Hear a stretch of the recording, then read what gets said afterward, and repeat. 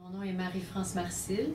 Je suis conseillère pédagogique pour la Commission scolaire de Montréal et je suis mandatée à l'organisation du Symposium de sciences et technologies, qui est un événement institutionnel annuel qui existe sous sa forme actuelle pour la 4e édition cette année. Bien, le cœur de l'événement, ce sont des élèves qui viennent exposer des projets qu'ils ont réalisés en classe, en sciences ou en technologie.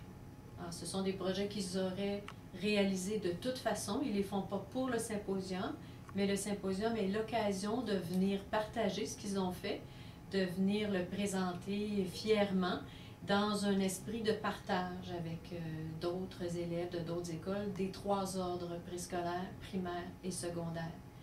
Ça, c'est vraiment le cœur de l'événement qui se rapproche d'une expo science, par exemple. La première condition pour pouvoir être exposant, c'est d'être un élève de la Commission scolaire de Montréal.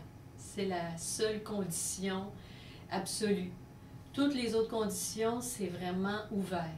C'est sûr qu'on veut des projets à caractère scientifique ou technologique, c'est la raison d'être de l'événement. Cependant, ça n'a pas besoin d'être compliqué. Comme il n'y a aucun aspect élitique, il n'y a aucun aspect compétitif, il n'y a pas de jury, il n'y a pas de remise de prix, c'est vraiment un lieu d'échange.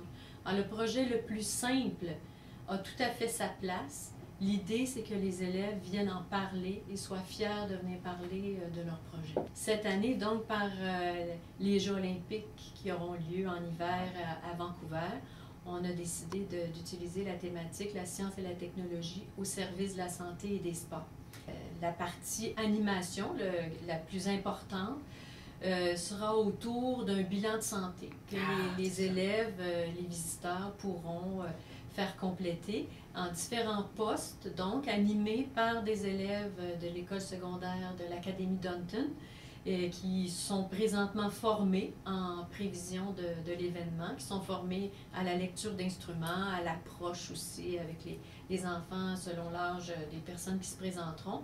Mais les visiteurs et les participants recevront, en arrivant sur les lieux, un petit passeport santé, qu'ils auront à compléter en visitant les différents postes et sortiront avec un petit bilan de santé assez sommaire, on s'entend, mais quand même un aperçu de bilan de santé.